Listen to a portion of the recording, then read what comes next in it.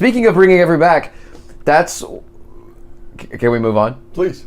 That's why Steve's a bad idea. Yes, I Speaking of it, letting endings be endings. Oh, man. What was your take? Because were you Chris Evans, Steve Rogers coming back in Avengers Doomsday? You were at D23, right? I was not. Oh, okay. So, dude, Disney just didn't decide to have me at D23. Well, I'm sure you were busy being awesome. I covered it pretty well. Yeah. Got some numbers that did 23.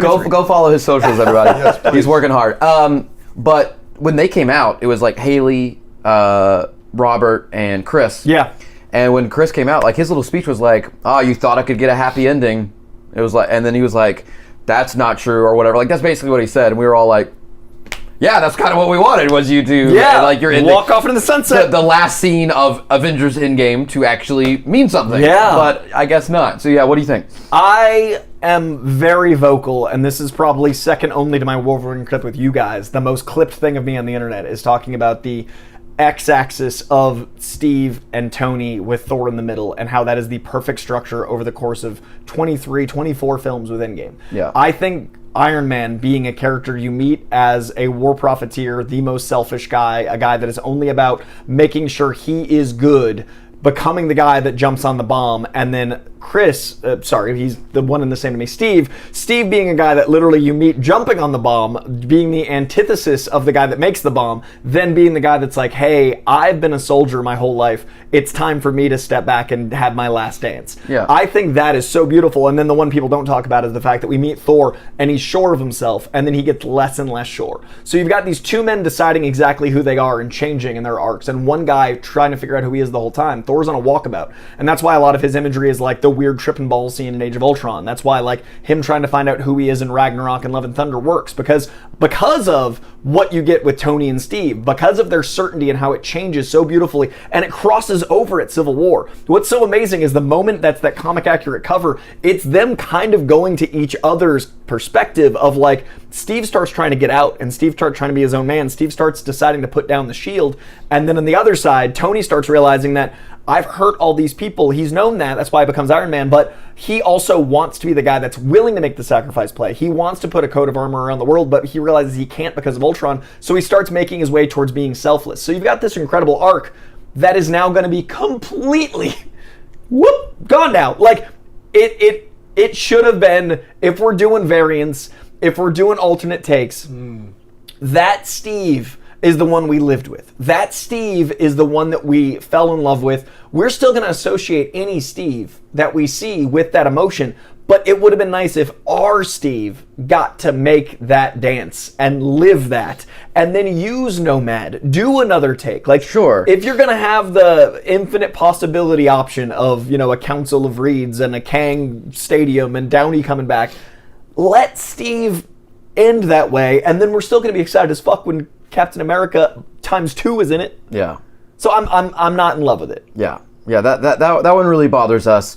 They killed or ended 3 huge characters in Endgame. Yeah. It was Robert Downey Jr.'s Iron Man, Chris Evans' Cap, and then Black Widow. Yeah. And kind of 2 of them are kind of back in some way or shape or form, and that just feels weird to me. I've gotten over the Robert one a little bit more, but the Chris one, especially when he came out and said that on stage, Alex and I were like, we were staring at each other. Are you serious? You're like, are you serious? Because the cool thing about the Robert one is it feels like they hired Downey Jr. for 2 different reasons. Yes, I was just saying that. And it literally feels like you hired Robert Downey Jr. the actor and Robert Downey Jr. the showman. And I think as long as Robert Downey Jr. the actor keeps that mask on and is Victor Von Doom and embraces it and isn't Tony Stark, and Robert Downey Jr. the showman that you pay the other half of that island money for right. is the guy that comes out and does his Tony Stark swag, does his bravado. Because my biggest concern was the chair video. Because I was like, you know what? Downey Jr. is Chaplin. He's Kirk Lazarus. He is this actor that is able to do anything.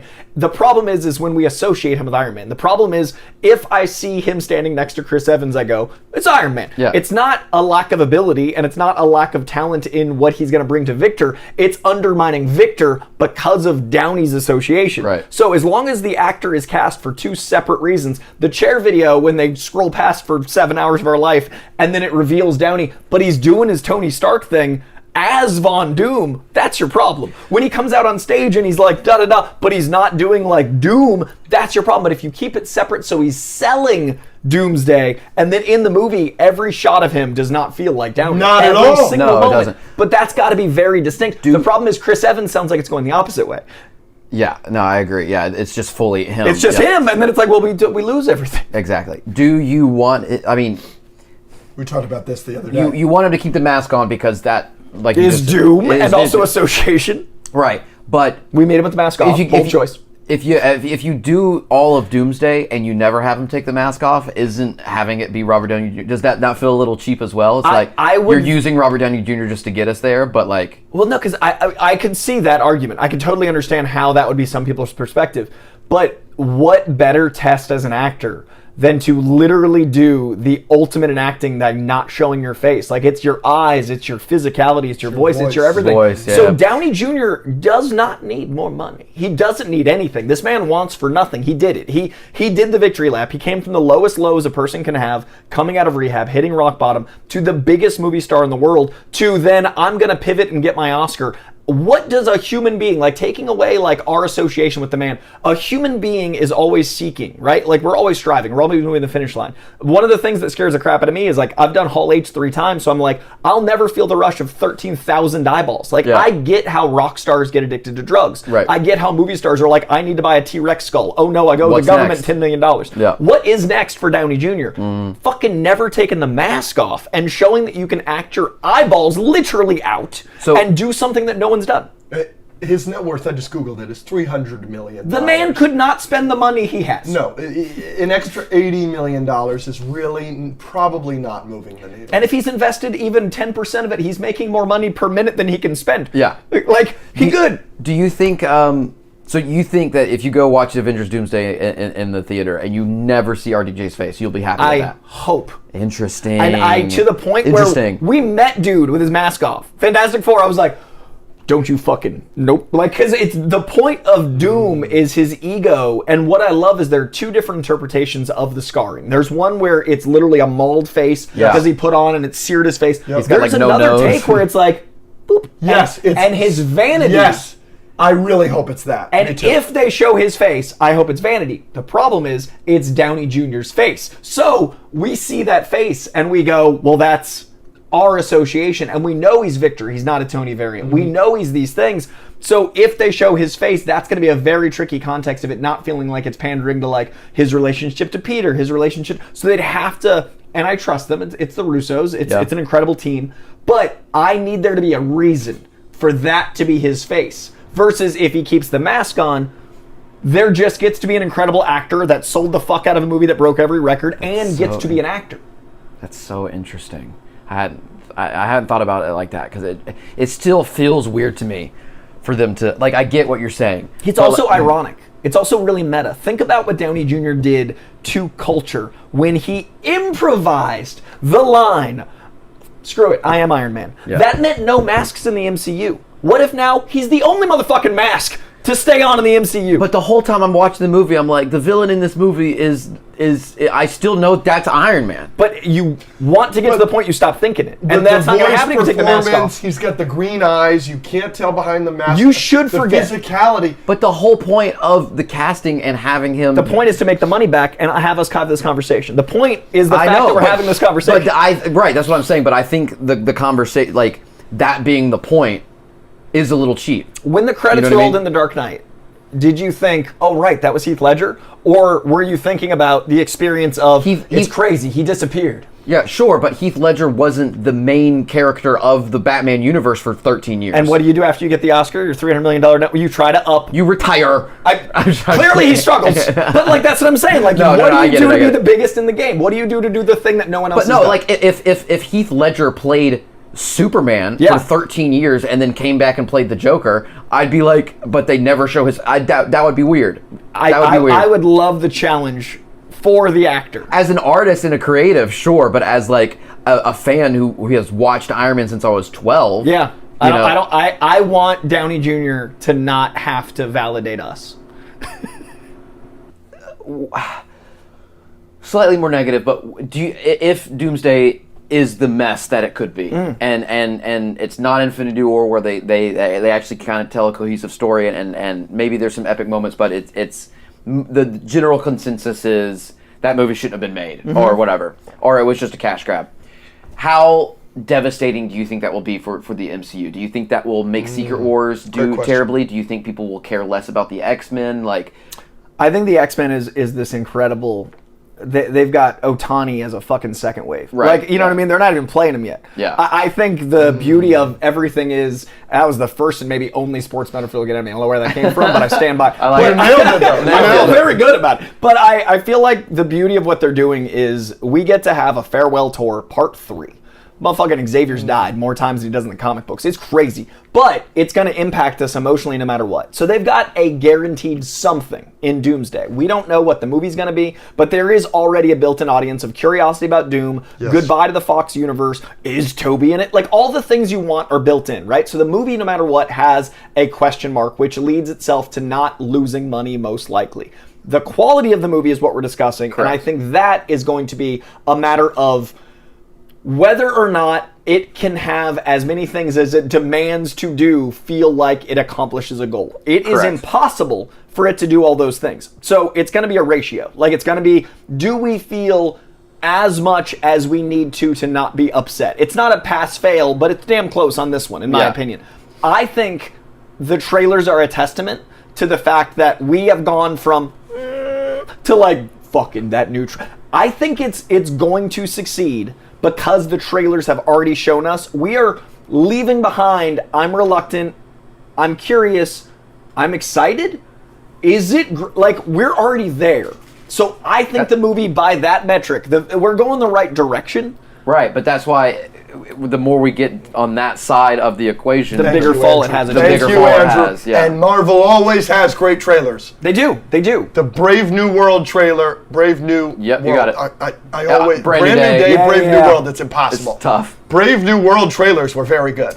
The Thor Love and Thunder trailers were very good. Our good friend Chris, idiot, but good friend, he was saying before Thor Love and Thunder, because of the trailers, that it would be the best MCU movie of all time. Bold. Bold. I think there's also, and I said X-Men as pocket aces, but it is a very interesting thing where they're going right from a $2 billion plus Spider-Man movie into this, and then the high is so high, they might get away with a little bit of like residual. Like, the high, it's going to feel like a roller coaster no matter what. Yes. And I think they're going to get away with some graces because no matter what, we're going to be excited to play with the toys again. Yeah. It's kind of like Deadpool and Wolverine. It's got some problems, but people like it overall because it was a roller coaster. Shiny. It was fun. Yeah. Yeah, and that's okay. I don't know what Marvel, to answer your question in a more definitive way, I don't know what Marvel does if it's not good. Because it will be another year and a half until X-Men. But that's only a year and a half. So I think they're in a really good spot as separating my emotion. As a business, holy fuck, they're in an amazing spot. Because worst case, it bombs, they've got another Avengers movie a year out, and then right fucking after that, they're launching a universe that we're already invested in. Emotionally, I don't know if the stakes have ever been higher for a single film in the history of movies, because shared universes didn't exist before this, and the weight of a $2 billion expectation didn't exist before this. Like, Spider-Man is the 64th film to ever cross $1 billion. It happened so often in 2018 and 2019, I think we all think it's common, but like 64 movies come out a quarter. It is insane that only 64 have ever made $1 billion. So I think we think of it happening a lot. This movie has to do that.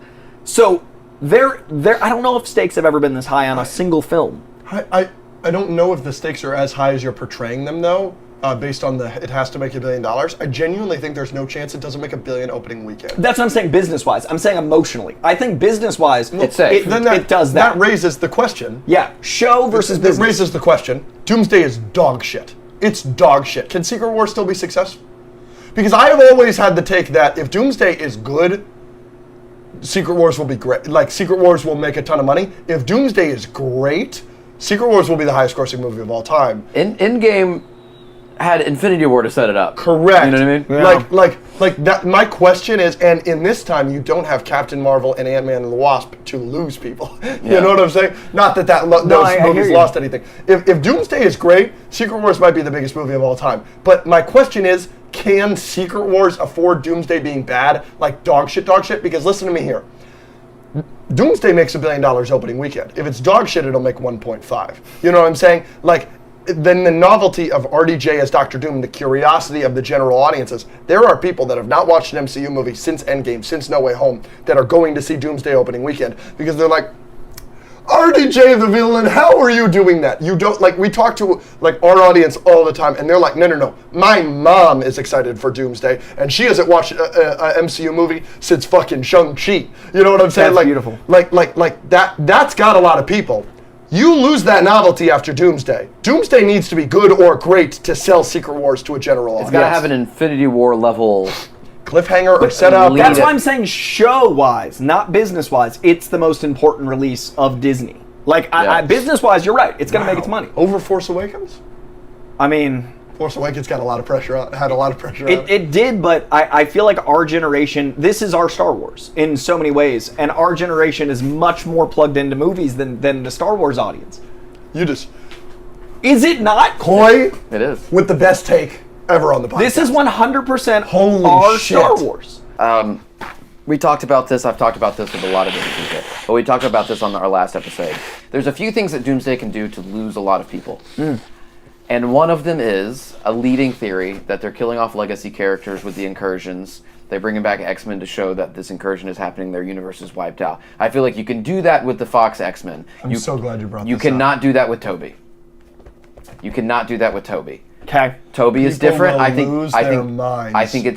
think bringing back Tobey Maguire Spider-Man and killing him and his universe off as like a shock factor introduction to a new Avengers movie is a bad decision. Do you think the Russos know that? Do you think Kevin Feige knows that? And do you agree?